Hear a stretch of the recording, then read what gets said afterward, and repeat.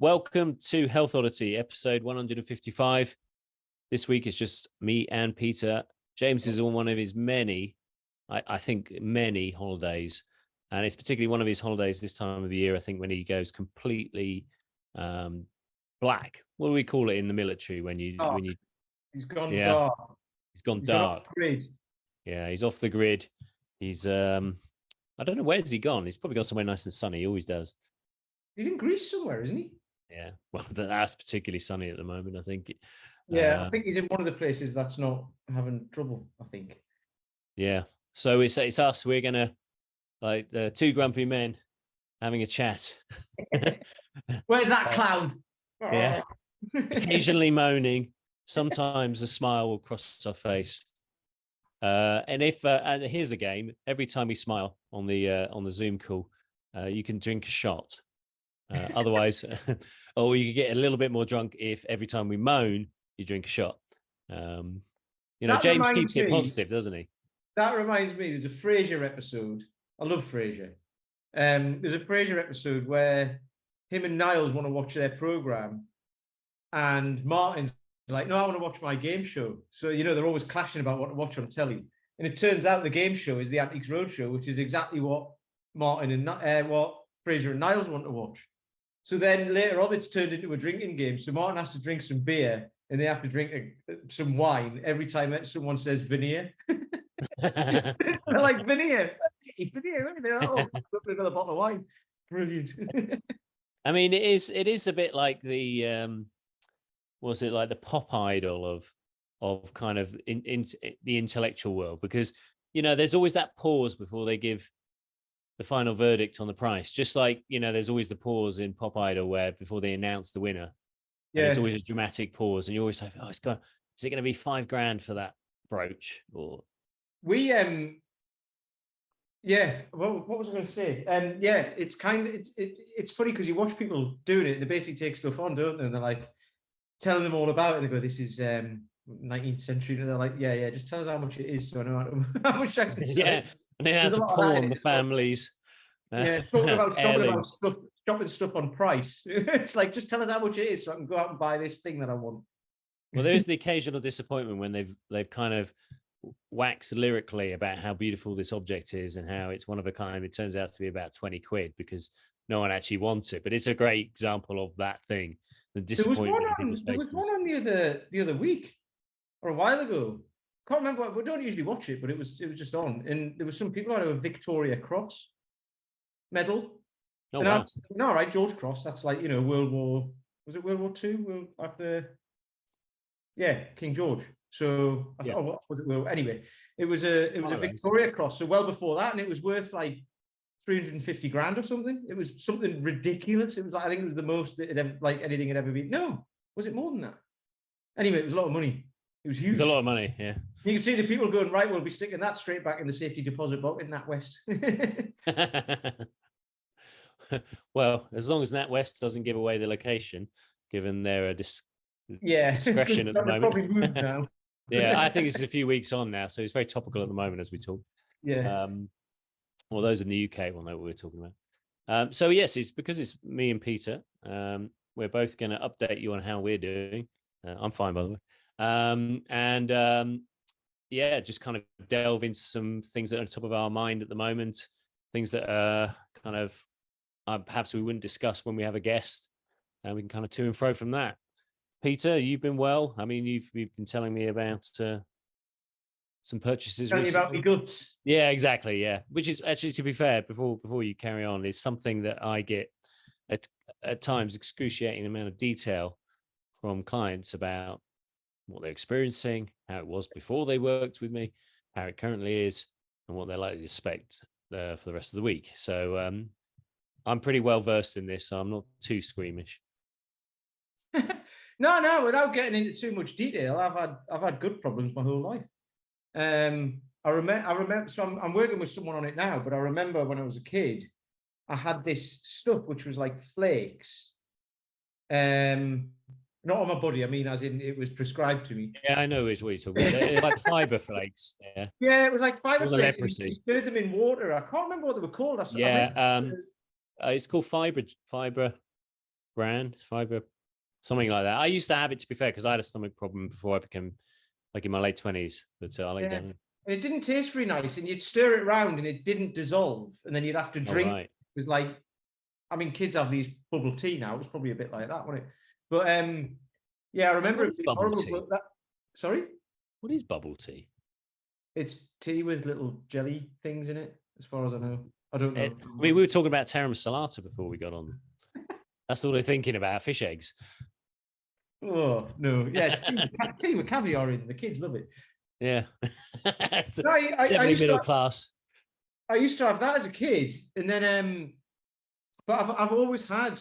I haven't got like digestion problems and stuff like that, but I've just got gut problems, like as in there's certain things that I can't eat because they just make me bloat up. And it's not gluten and stuff like that. It's actually like beans and pulses, things like that are really high fiber. Like I can't process them. I find them difficult as well. They can be sometimes they just make you want to go to the loo. Mine just bloat me up and then make me explode. I've Mm. said before, I used to have bran flakes. I know like cereal's not necessarily that great for you and all that. But I used to have bran flakes when I was at work. And every day I'd have them for breakfast. And then at 11 o'clock, I'd feel like I was going to pass out. They're healthy, don't you know? Yeah. Chris Hoy swears by them, doesn't he? Yeah. Sir Chris Hoy, sorry. But I'd feel like I was going to pass out, like totally lightheaded. And then 2 o'clock in the afternoon, I'd explode every day. And then I pinpointed, this was before I knew anything about what I know now. And I pinpointed that and stopped eating them, and it went away. So the thing is, you actually did something about it. But a lot of people go back to the things. I mean, that's the one thing Phil Maffetone was surprised about, and I kind of not really, having been through it myself. But you know, Phil's obviously managed to maintain a certain level of focus in his diet for most of his life. Is that you do something like the 2-week test, or you do one, you know, a program, elimination program. You find out what's the cause, or what irritates, or what you need to exclude, and then you don't, you know it, but the draw of the food is so powerful that you go back to eating it. And you've managed to stay away from it. Fortunately, if it had been cheesecake, that'd have been a different story. But bran flakes aren't, like, they're not very exciting, are they? They aren't. No. I mean, I used to be really into Golden Grahams. I mean, that was my thing. Blimey. I used to eat a pack of Golden Grahams a day, like on boxes. No wonder you had gut issues, mate. I got pretty fat, I have to say. But you see, I don't know what it was. I mean, I was just, yeah. I think it's the first time I left home, you know, and no one told me to stop. You're gonna grow up now. It's like, what? Yeah.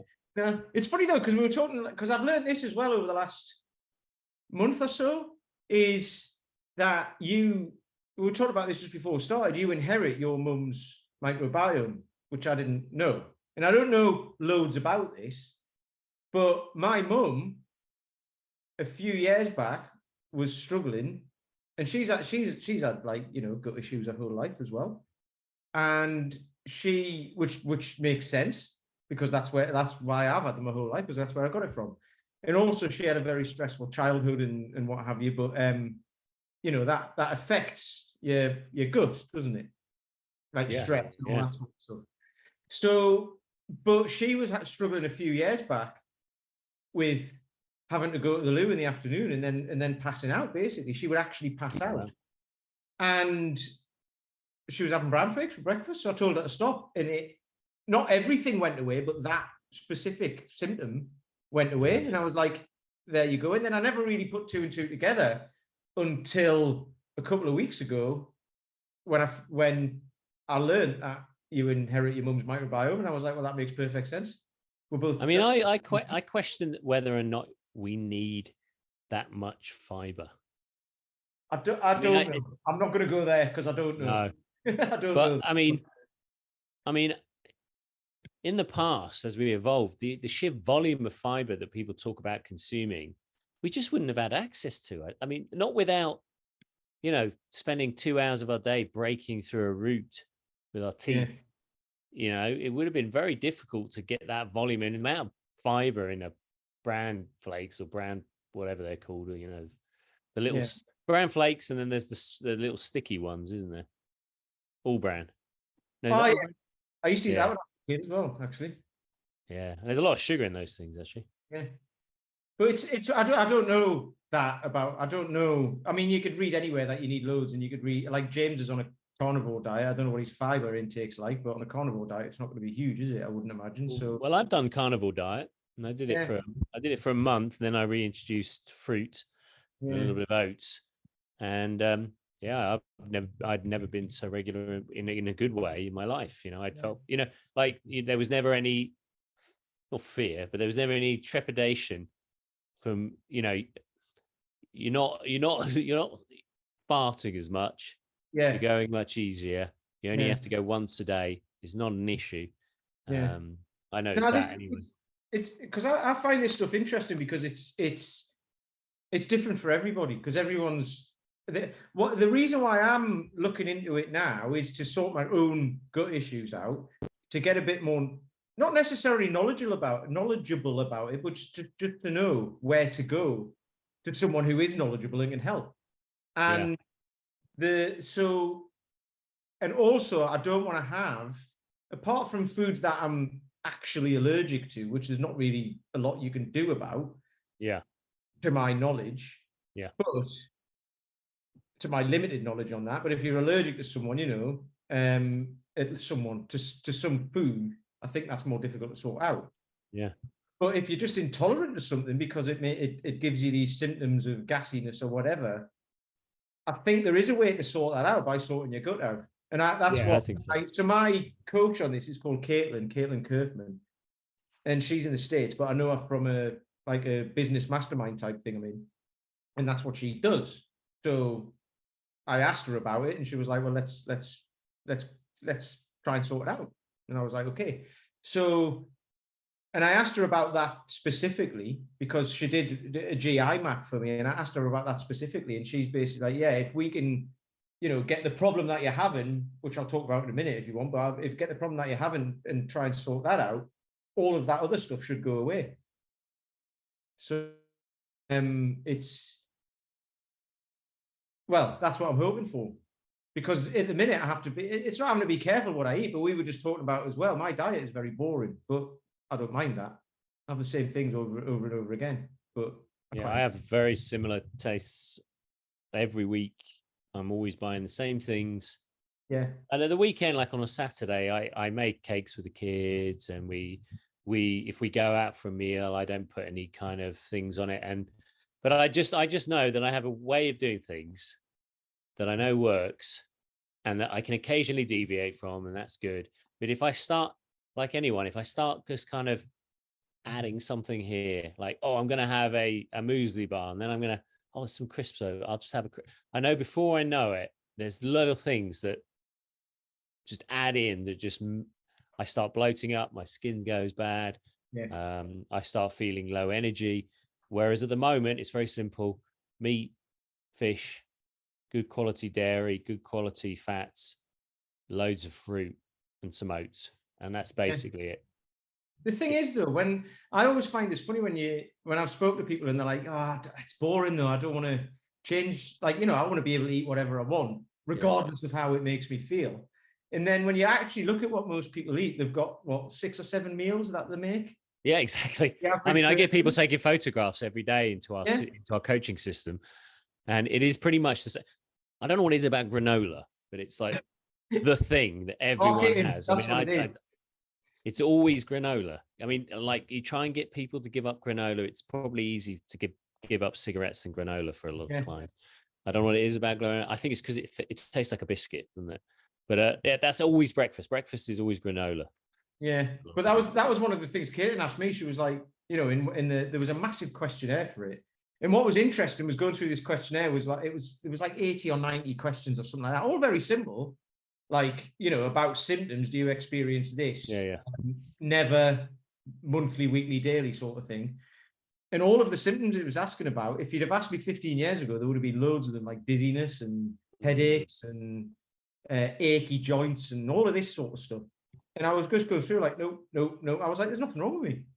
But there's nothing wrong with me, but there's clearly something that can be sorted out. But I was like, I wasn't having all these symptoms. So that well, made there's me feel okay, and then there's optimal, and it sounds like you don't want to be okay strength. I mean, okay strength would probably be able to press the 24 kilo kettlebell once or twice. you'd be able to do some squats, you'd be able to do a good workout, get your heart rate up, and be of a good BMI, and that's probably normal. But you're not looking for that, are you? No. You're looking for optimal within, the amount of effort you want to put in. Yeah, but also it's one of those things. You can do the right things, but if you're doing them on top of something that's not right anyway, it's I needed to find out what was going on within, because I'm putting all the right things in, but the right things aren't going on. So I needed to figure out what was going on inside, and if I can sort that out, I mean, I've only just started, but hopefully in the next 3 months or so, it'll be, that's 40 odd years worth of, because it plays, it plays on your mind. Yeah. Not all day, every day, but it's there. Yeah. And I just want it not to be there. So I'm delving deep here, because we get asked about it a lot, and you can give people good advice. We're not dietitians or anything like that, but you see people eating packeted foods and all this. It's like, well, just eat, like you've said, eat whole foods, and you take meat, fish, vegetables, fruit, nuts, yogurt, beans, lentils, all those sorts of things. There's a million meals out there. There's so many different combinations. It's unbelievable. Yeah, and you can eat less or more of whichever one. I eat less beans and kind of like a lot of veg, because they just make me fart, quite frankly. And I eat more of the good quality meats, fish, and dairy and eggs. I eat a lot of eggs. I drink a lot of water. Yep. It works. And I'll eat a lot of fruit. But I mean, I'm similar to you. I mean, I had stomach issues, and that's what got me into fitness. Really, is the collapsing at the age of 28 and ending up in the hospital because of my stomach issues, and being on omeprazole, and I discovered filmafetone, and that's one of the reasons why I kind of got rid of it. I did these 2-week tests, and I got amazing results from that, and I've never had any stomach problems since. But when you have them, they are very debilitating, because they're kind of really deep inside you, and it's the fuel you put in your body, and it kind of permeates outside, and it doesn't matter what actions you take in terms of exercise. If you're feeling rotten because your guts are just not right, then it doesn't matter if you've got the perfect workout in front of you. You're just not it's going to be a trash workout, and your recovery is it's the brain gut connection, isn't it? Like, if it's playing on your mind all the time as well, and you're to feel like that's hormonally, you're just going to change. Well, there's a good book actually called The Autoimmune Solution by Dr. Amy Myers. It's more geared to people with autoimmune disease, but it's a very good diet system for people who are looking to try and eliminate some issues that they may be having that could be caused by food, or to at least supplement a medical regime that they're having. So if they're in if they're on medications that help control something, but they want to have an optimal approach to their health and find out a little bit about the food that they're eating, then she provides a system called the Myers solution, or the protocol, or something like that. Anyway, it's called Dr. Amy Myers. That's the book, definitely worth reading if you're looking for a very well thought out elimination diet. That'd be good, because it scares me about because I mean, with what I'm doing, if I wasn't doing this, you look at it and it's like there's an autoimmune risk, even if you're doing all the right things. So it's like, it scares me how many people don't know about this, and they're just walking into a world of autoimmune. I'm going to read you this actually, which I sent out to my mailing list, but I also sent out to my group. I noticed it when I went on the BBC website. So if it comes up, of course, my email's not loading now. I want to do it, but basically, so your internet's a bit dodgy. So if you do something on your phone as well, that's it, aren't you? Well, I'm going to turn it off. Yeah, I've turned it off the internet, so hopefully everything can multitask. But so basically, it's the number of people living with major illnesses in England will rise 9 times faster than the healthy working age population, projections show. So there's a image at the bottom that I posted. It's basically in 2010, in the age bracket 20 to 69-year-olds, there was 2.4 million living with a major illness in England, and people 70 years and older was 2.9. Projected by 2040, the 20 to 69-year-old category is going to go to 3.5 million. and the 670 plus is going to go to 5.6. So 5.6 from 2.9. So I mean, the chronic illnesses is just an epidemic, and it's all well and good being able to live longer, but if you live longer in absolute ill health, you will. I mean, we all know someone who's been through very severe ill health throughout their entire kind of retirement and things like that, and it's not a good place to be, particularly if you've worked all your life, to take time out to enjoy the rest of your life. It scares me enough to the point that I'm like, I'm not. I'm going to do my best. I'm not going to not let it happen, because you know I'm going to do my Yeah. best to make sure it doesn't happen. But, No, you know, exactly. But there's a quote, actually, one of my clients, he recommended, because when I put the thread up, he recommended a book by Peter Attia. Oh yeah. It's called Outlive, and one of the quotes in that book was, exercise might be the most potent drug we have for extending the quality and perhaps quantity of our years of life. And there he says nearly all the money flows on treatment rather than prevention.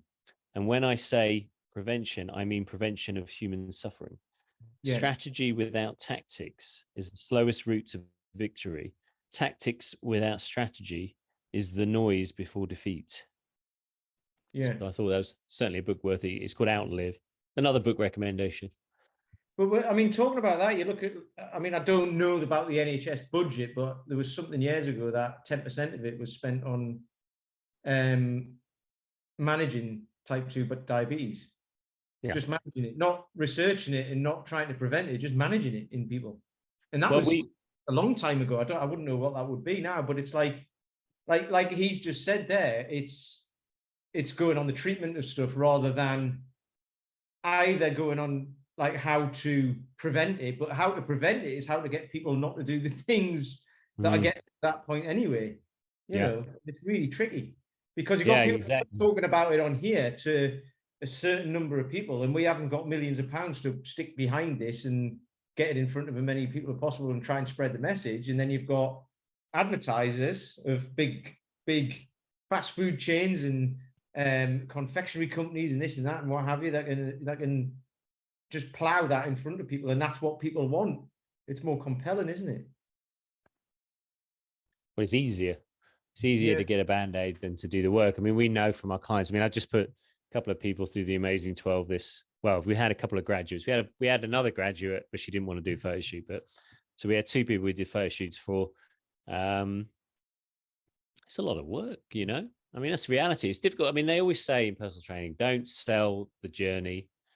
Don't sell the ticket, sell the vacation, you know, or something, you know. Don't sell the tube journey to the airport and then the walk to the ticket desk and then waiting in line to go through the luggage. You know, you sell Bali, you know, the Bahamas, you know, the result. But I think if you don't discuss it right from the outset, the fact that actually, hey, you know, oh, you want this, do you? Okay. Oh, it's going to be quite hard, actually. Are you sure you're prepared for that? Oh, yeah, I am. Yeah. No, but are you really ready? Do you think you could do it? You know, why are you going to, you might fail. Why might you fail? Oh, I'm not going to fail. I'm this is, well, what are you going to bring to the table? You know, I think it's important to discuss it, because then I think if they do sign up to take part in a challenge or something like that, they'll at least know that it was something they did with their own volition, and then it won't be quite a surprise that actually they have to be the active participant in it. Because otherwise you just say, hey, do you want a six-pack? Oh, look at that six-pack. That six-pack looks good, doesn't it? Do you want that? You know? Yeah. They're going to say, yeah. I mean, we've talked about this a lot in the past, haven't we? And it's enjoy the process rather than the result. Because I was looking at this the other day about what you know, control what you can and forget the rest and all that. You know, there's memes about this all over the place. And everyone knows about all this stuff of control what you can and disregard the rest. You know, only like look after yourself first and blah, blah, blah, all of these things. But everyone knows the memes, but they don't necessarily apply it to life. They just look at it and go, oh, that makes me feel good, and then move on and do exactly the same things that they've always done. Yeah. Whereas so I was looking at this the other day, what you can control is what you do today, is the process. You can control the process because you've got to do that. The outcome that you want, you can't control. It may or may not happen, or you may or may go in a different direction. However, you're going to move closer to it every day if you follow the process. Yeah. That's basically it. And you get, and so we've heard this from, from Olympic athletes, from boxers, from everybody, who these, football players, rugby players, the whole, there's examples across the whole of sport of people who achieve their goals, that they set themselves out when they were kids and they saw someone on telly doing something or whatever, and they were like, right, that's what I'm gonna do, and I'm gonna become the best ever. We had Becca Robertson the other week. She's going to be the strongest woman who ever lived, which is brilliant, because that's like that's a long journey, isn't it? And she just said it's a big goal. Yeah, she just said, yeah, but you just got to turn up every day, and it keeps her going. But the problem is that I see is that in that, especially in sport, you've got to achieve this before a certain age, because otherwise it becomes not unachievable but harder and what have you. So that's where you get to the point when you've done that, you're then like massive dopamine hit from whatever it is that you've achieved. But then what happens afterwards, and that's why you hear about all like depression and just a massive fall off a cliff, and because people are still quite young, and they're like, well, what happens now? I've done everything I need. We used to have that with musicians. Yeah. We used to have that when they do a gig. They show up, they play in front of 2,000 people. Everyone's chanting their names, singing the songs. They're meeting people, and then they finish it, and then they're properly buzzing. Like everyone loves them. And then what's available? All the things that keep you buzzing, which is alcohol, cigarettes, drugs, whatever. And you can get into all kinds of states because you want to feed that buzz. And then the next day you wake up, you do it again, and they get off tour or whatever, or they stop being a musician. They don't know quite what to do. So it's very addictive to have those levels of heights. But also it's the vacuum after achieving a goal is a bit like, oh, now what? I thought this was going to be different. I thought I would be a different person if I achieved this goal. And you might end up being a different person, but you might end up just feeling exactly the same. It's a bit like when people say, I'm going to lose 20 kilos, and then they lose 20 kilos and it doesn't really address the underlying kind of confidence issues or things like that, Exactly. Yeah. So if you can enjoy the process towards that and it's like a massive dopamine hit at the end, or small amounts of dopamine every day. And if you can enjoy that, so rather than having ups and downs of hitting the goal and then falling off a cliff, and then maybe he's doing it again next year or the year after, like losing weight or whatever it is, it's like, well, just do a little bit towards it every single day and get a little bit of dopamine out of it, and then you flatten that curve, don't you, of high low, and everything just that's why I do kettlebell sport. I do kettlebell sports so I can have just utter deep dark abyss constantly of just self-loathing. So I never get the high. All I feel is a crushing sense of defeat. Yeah. That means just life in general feels better. But that's one of those things, isn't it? Because kettlebell sports is a good example, because you have to have that. You can't experience a massive high without knowing what low is. Which is every training session. They have to exist together, don't they? And fortunately, you can do it all in 10 minutes and then move on. That's what I have moved to long cycle, which is good. I was doing biathlon before. And it was 2 sets of 10 minutes, and that is psychologically tough, because you put so much in the first thing for 10 minutes, and then you have to do the next. Whereas I'm doing long cycle, it's just 10 minutes, and that's all I have to think. It's just 10 minutes. That's all it is, just 10 minutes, and then it's done. And then it's done. It is a long time, but it's only 10 minutes. Like my workout actually on Monday was 7 minutes long. That was it. That was all I had. I had to do 7 minutes long cycle. I did a warm up, of course, and I did some stretching afterwards. But you're not doing like a million jump squats and. Oh, I'm doing jump squats at the moment. I had to do 100 squats with 40 kilos 2 weeks ago, which is good. Yes, because you were speaking about that a few months ago as well, weren't you?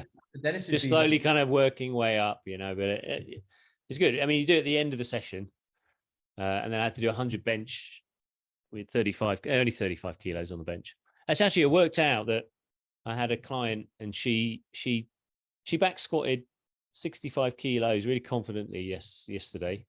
And then she deadlifted the same weight. And I basically said to her, that's probably the heaviest. And I picked it up I picked it up after she finished doing a deadlifts, and I was like, that's the heaviest weight I've lifted for the all year. I've not lifted anything heavier than 65 kilos. It's not been on the program. It's not been. I'm sure there's people screaming at the podcast at the moment saying that's not strength training, but I haven't really. It felt pretty easy. Of course it would. This year, the heaviest weight I've lifted is, I think, 32 kilos. I think that's it. Yeah, I was about to say, you mean you're just basically either pressing a 32 kilo weight, or you're maybe squatting with. You don't go up to 36 this year or anything? Not so. Oh no, I pressed a 36 for like a couple of reps, just cause. That wasn't in my program though. That was a while. I did that once, each side. But other than that, I haven't picked up a heavier weight, apart from doing pull-ups, which obviously I'm heavier than. Right. But that's not picking it up, is it? You don't really need. Well, there's this awful case today, isn't there? I don't know if you've seen it, of this man who died doing the back squat. Yes, that was that last week or the week before? I've heard about that. I mean, the only reason I know about it is some person in Instagram bloody just posts it like it's. I'm just like, what's this? And it's just. I haven't seen the video. I need to see that, man. Who wants to see the video? No, I didn't want to see it, so I didn't know what it was until I saw it. Yeah. I mean, no one wants to see that. But I mean, you don't. It's not say you shouldn't push yourself, and a lot of people are experienced enough to push very heavy. Plenty of people are, and they're extremely strong people. But I mean, we just done a transformation on the A12 Express for a guy called Mark, and he got a phenomenal result. Never done any strength training in his life. On his day one on the lat pull down, he was only using 9 kilos. That was it. At the end of the program, he's using about 55. Yeah. And so he's never, and they couldn't do any pull-ups at the beginning 12 weeks ago. Now he can do 3 really good pull-ups, which for him is massive because he was nowhere near a pull-up in any stretch of the imagination 12 weeks ago. Yeah. He lost 15 kilos. His bench press was 10 rep max, 27 kilos, 27.5 kilos. And he did 55 today. So 57 kilos today. Yeah, that's huge. It's massive. He didn't bench anything more than 40 kilos over the entire program. So. But this is the thing, the potential within people is massive, isn't it? Especially if you're unconditioned. The potential is way more than it would be if you've been, lifting weights most of your life. But then there's still, obviously, there's incremental, not incremental, there's changes over time, but you don't, this is the whole thing of training with Paul, isn't it? I don't know how Dennis program stuff, whether you go anywhere near maximal or not. Nowhere near. Expand your comfort zone, isn't it? So your maximum's gone up, but you don't need to ever go anywhere near it. You don't need to prove it because we don't really do heavy weights. I mean, I asked him today, and he's obviously. What did I say? So basically, I just done a 7-minute set with 2 18s, and it went all right. I got some good numbers, and basically, I was talking to him about keeping pace. I said I'm hoping to keep that 9 to 10 rep pace for as long as possible. I'd love to be able to do that pace with the 24s. You are welcome! ! It's quite a lot of work ahead of us in order to get to 24. Yeah. So I'm like, all right, okay, yeah. But, but for 18 kilograms, the results are very good and definitely would be comfortable to move on to 20. So just a bit of realism there. But you put that into perspective for people because it's only 6 kilos more. But it's not, it's 12 kilos more because it's 2. But also it's 33, well, it's a third, 33% more, isn't it? Yeah. Massive. It's a big old jump. Yeah. But yeah, he does. It's really the cumulative fatigue that's the most challenging thing, and actually I've sat down and talked to him recently and just said, if I need to take like 3 or 4 days off between a workout so that I can do it, he's like, yeah, that's fine. Just do them in the order. If you can get 3 in a week, brilliant. But if you need an extra day's rest, take the extra day's rest, get it done. So I'm kind of on some weeks doing 3 one week, 2 the other, depending. And I'm making much more linear progress that way than when I was trying to always get 3 in. Yeah, it's funny that because I do 3 sessions a week with Paul, but there's a couple of guys who are training online at the minute, but I'm thinking of one specifically, a guy Lee who listens actually. In fact, he became a client from this podcast. But anyway, Yeah. He could only, at the very beginning, he could only manage 3 sessions a week. He moved from that, but he's back on it again. But he's kind of doing a thing between pull-ups, presses, squats. He can now do pistol squats, which he wanted to be able to do. But his goal is to press the 40-kilo belt, right? Yeah. But he could do 3 sessions a week. And the way I had to cut it was to get him to do 2 sets of presses and 1 set of squats one week. And then the next week, squats and 2 sets of squats, 1 set of presses. Do you know what I mean? Like mix it up. Yeah, yeah. Because if I gave him everything to do in one session 3 times a week, his sessions were like too long because he got like an hour. So I said, right, the results will probably come slower, but they will come. But there'll be less fatigue doing it this way. So one week it's two press focus sessions and some pull-ups and stuff like that and other stuff. Yeah. 2 press focus sessions, then another week of squat, and then 1 squat focus session. Then the next week it's 2 squats, 1 press. Week after 2 presses, 1 squat, and then 2 squats, 1 press. Basically, that's it. Yeah. Instead of having all of it like I do, all of it in one go, one week, but I've got the time to do it.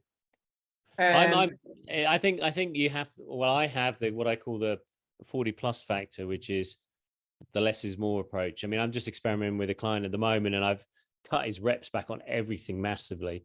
You know, he's doing like 3 sets of 5 on the squat, which is, you know, when it starts to get heavy, that's probably enough. But everything else, I'm trying to give him the least amount possible to get the thing. And particularly on the deadlift, I'm just giving him like sets of singles, like 3 sets of 1, and he's making great linear progress because he's just a busy guy in his 40s who just needs a bit more time and TLC to recover, but he can do it, you know. And he's now just showing up to each workout, completing the reps, and it's just adding 5 kilos every week. It's just making progress. I don't think he knows that I'm doing that, but I've definitely cut back massively, probably a third on what he was doing before, you know. Yeah, because that's the thing. I mean, I'm at the business end of stuff at the minute, so I'm knackered. But I know that that's not forever. I know I'm coming to the end of a cycle at the minute, which is always the worst place. Because like tomorrow I've got to do 10 sets of 9 presses with 32 kilos, which is just horrible. And then next week I'm gonna have to do 10 sets of 10 on the Friday. Yeah. But you know, it just is what it is. And I know after that it might go up to the 34, but I don't expect it to go anywhere near 10 sets of 10 on that. It'll be 10 sets of 2. But I know that after that it all drops back down again, and I go back well into comfort and then come back stronger. Yeah. But it's when people don't see that and they're like, oh, it's got hard now and I've got to keep moving forwards. It's like, no, you don't. You can keep moving forwards without well, you don't really think in 12-week cycles, do you? I mean, you don't think in cycles of 12 weeks, do you? Because I mean, I know from my experience working with Paul that every single workout will have its own micro progression cycle. So you may be peaking on presses, but you may be halfway through your squat, or you might be right at the beginning of a new squat, you know, cycle. And so there is always something peaking and something dipping. Sometimes you get everything dipping at the same time, but rarely. But there's always some kind of fluctuation in, say you're doing 3 exercises, they won't all be at peak on week 9 or 12. They'll be, you know, they might even go longer than 12 weeks, you know. Well, the same guy, Lee, he did 10 sets of 10. No, he didn't quite do. He was meant to do 10 sets of 10 squats with double 28s, front squats. And I think he missed the last couple of reps on the last. 10 sets of 10 with 28s. That's a tough workout, that. It is. But we knew it was going to be, but I was like, right, we're going for it. And he just missed the last couple of reps on the last set, I think. Yeah. And then he was back down to, like, his next session with front squats was 216s. You know, because he's going to be like, oh, that's lovely. Yeah. Because it's just that stress builds up, but then when you go back down and you get back to, I don't know, 224s or whatever, it's going to feel like nothing. So super compensate almost, you know. You know, and it's getting people to realize that. And you know, a lot of my guys realize it now because they've been doing it for a decent amount of time. It's like, you know, the turn up. Sometimes we'll have stuff planned as well. They turn up in the morning. I'm like, how are you feeling? Oh, I'm knackered today. And I'm like, right, let's do something different then. Yeah. Usually during the summer, we just end up, let's just have fun. Let's just throw some things around and see what happens, because half of them can't commit to Oh, uh, yeah. That's turning a up challenge at the regularly. moment. Everyone's They're on away. holiday or the kids are off school or whatever. So yeah. I do you do any kettlebell juggling? Because you got like throwing things around. You could. Nah, we used It to, just but lands on the floor, doesn't it? well, not here, but yeah, we used to Oh, do here, no. stuff like that for a laugh, but you know. Oh, I got a trainer who was covering some sessions for us. Great guy. He was doing. They were doing a little bit of a warm up, and it's an exercise I use myself mainly because of what happened next. So when you're passing a kettlebell around you in a kind of 360, Oh yeah. holding it, you're swinging it, and you're taking it in front of you, and then you pass from the left hand to the right hand. It goes behind your back, and then you pass it back into the other hand, and it just goes in a circular fashion around you.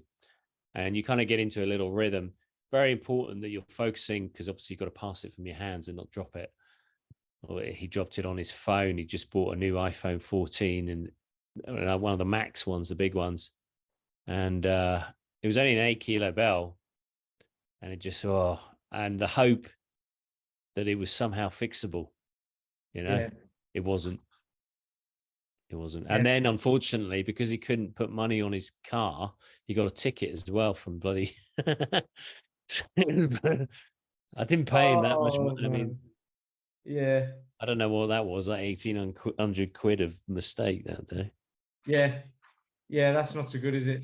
Yeah. There's certain moves that are high risk. That reminds me of when Sean, my girlfriend's dad, spilled a thimble full of wine out of his glass on the table. But you know what happens when you spill a receptacle of liquid? Mm. There's 10 times more in there when it spills than there is when you're drinking it. Yeah. And it just brushed against my laptop. And it cost me 1,800 quid, that did. Wow. That was an expensive glass of wine. It was, yeah. Yeah. An expensive thimbleful. But there you go. Yeah. Yeah. No, I gave my mum an old Mac that I got from work, and I'd got an upgrade, and so I gave her my old one. She had it for a week before she spilled a glass of wine on it. So yeah. Oh, at least it was an old one, so that's all right. Yeah. Yeah. Anyway.